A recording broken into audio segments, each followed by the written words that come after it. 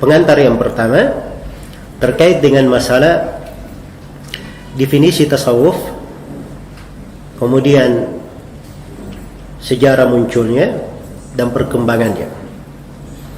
Iya, sejarah munculnya dan perkembangannya.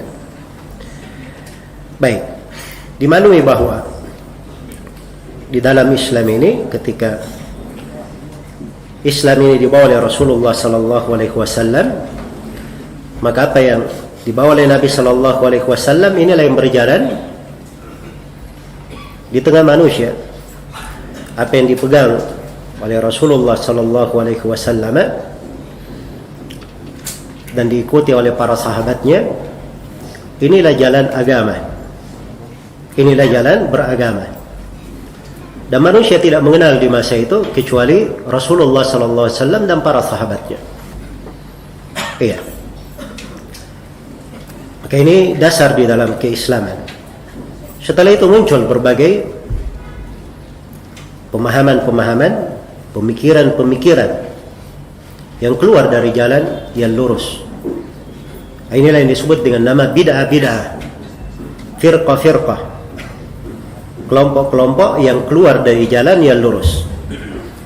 Iya, kalau kita berbicara tentang sejarah firqah-firqah, kelompok-kelompok yang keluar dari jalan lurus, ini ada buku-buku khusus ditulis oleh para ulama. Ya, dan alhamdulillah kita di dalam agama ini lengkap seluruh rujukan kita.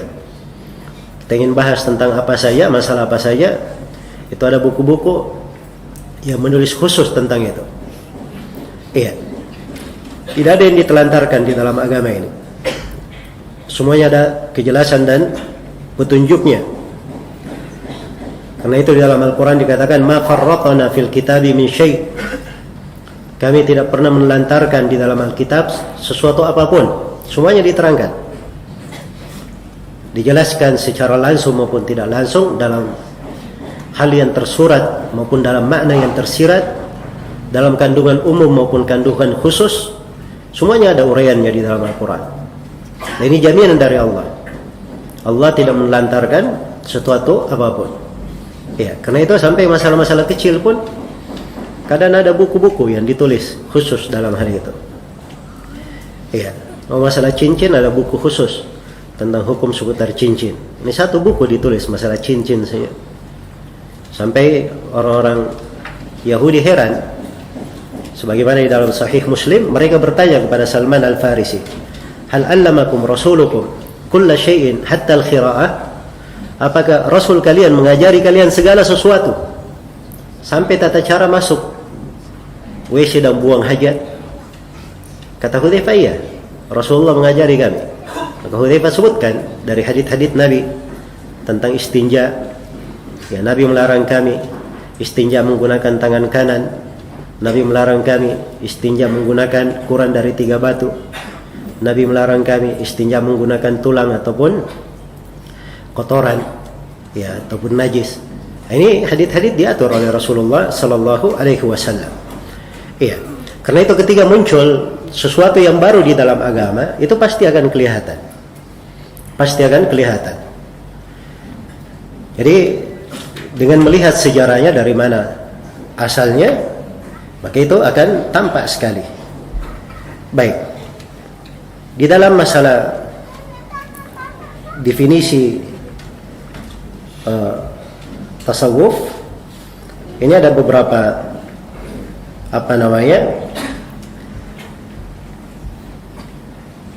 ucapan di kalangan orang-orang tasawuf itu sendiri di dalam mendefinisikannya. Iya. Karena itu di antara mereka ada yang mengatakan bahwa tasawuf itu memiliki lebih dari 20 definisi. Yang disebutkannya dari tokoh-tokoh tasawuf seperti tokoh sufi yang merupakan kutub mereka. Kalau dikatakan kutub, ya, ada istilah sendiri dalam tasawuf, tingkat yang sangat tinggi tengah mereka. Jadi ada beberapa tokoh mereka menyebutkan sekitar 20 definisi. Ya. Dan seorang dari pendahulu mereka, Al-Qushairi, Ya, dalam risalahnya yang terkenal di kalangan orang-orang tasawuf yang bernama Ar-Risalah Al-Qushairiyah, itu dia sebutkan bahwa tasawuf itu di kalangan orang-orang sufi itu ada sekitar 50 definisi. Iya. Dan salah seorang tokoh tasawuf yang bernama Asy-Syahruri, dia mengatakan bahwa ucapan para masyayikh mereka tentang bagaimananya tasawuf itu lebih dari 1000 pendapat. Iya. Lebih dari 1000 pendapat. Bahkan Muhammad Tahir Al-Hamidi, dari penulis tasawuf juga, dia mengatakan ucapan yang didapatkan tentang tasawuf itu dikatakan sekitar 2000 definisi. Sekitar 2000 definisi. Ya. Jadi orang yang masuk saja ke dalamnya ingin tahu definisinya apa, itu awalnya bingung dulu. Ya. Ini kok banyak sekali definisinya. Tapi tidak ada masalah, kita sebutkan dari sebagian definisi yang dikenal di tengah mereka. Iya.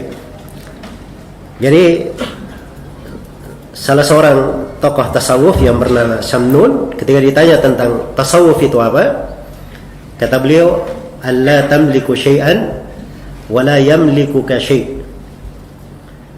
Tasawuf itu kamu tidak memiliki sesuatu dan kamu tidak dimiliki oleh sesuatu apapun. Iya. Dan seorang tokoh tasawuf yang bernama Abul Husain An-Nuri, Ahmad bin Muhammad namanya, ketika ditanya siapa itu sufi, maka dia berkata, "Man sami'a as-sama' wa athara bil asbab." Siapa yang mendengar as-sama'. As-sama' ini akan datang ya, salah satu dari kegiatan orang-orang sufi, mendengarkan qasidah-qasidah, nyanyian-nyanyian. Ini as-sama'. Ya, dia senang seperti itu. Ya, dan dia lebih mendahulukan sebab-sebab. Iya. Kita akan baca nanti komentar Imam Syafi'i terkait dengan masalah as-sama' ini di dalam pengantar seputar ucapan para ulama tentang tasawuf.